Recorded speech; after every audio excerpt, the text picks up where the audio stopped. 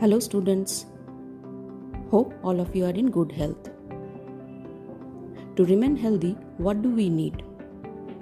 Yes, we need food. Food that contains all the nutrients, carbohydrates, fats, proteins, vitamins, minerals in adequate amount. We also require water and roughage. From where do we get food? We get food from plants and animals. From where do plants get their food? Green plants can make their food by the process called photosynthesis. And thus they are called autotrophs. And the mode of nutrition they show is autotrophic mode of nutrition. Animals, on the other hand, get their food from plants, either directly by eating plants or indirectly by eating animals that eat plants. Some animals eat both plants and animals.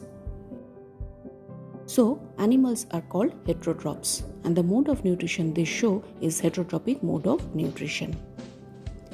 All organisms, including humans, require food for growth, repair, and functioning of the body. So, what is nutrition?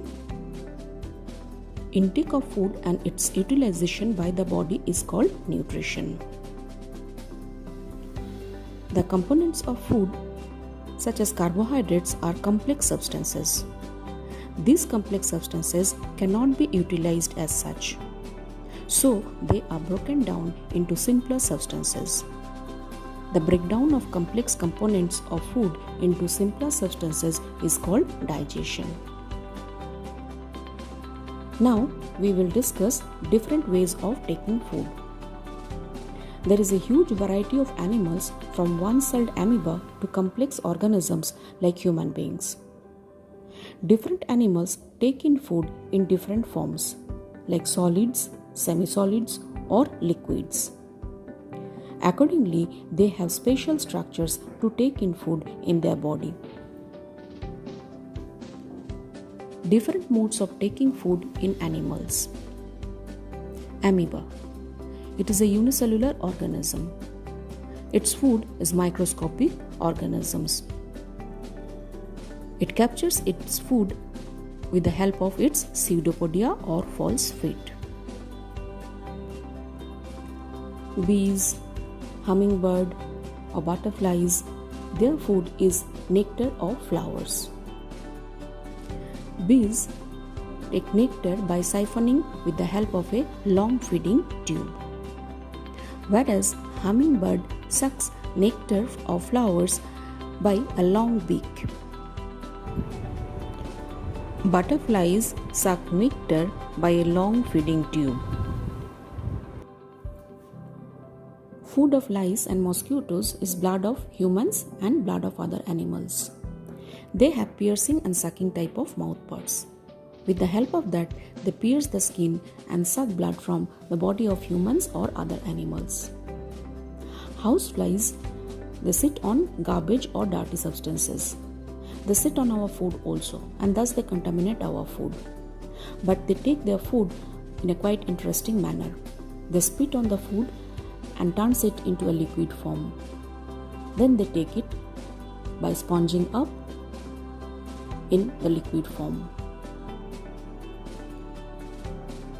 Snails take insects and small plants by scraping the food with the help of a chitinous structure. And its sugar, grains, and other food particles. They have biting and chewing type of mouth parts.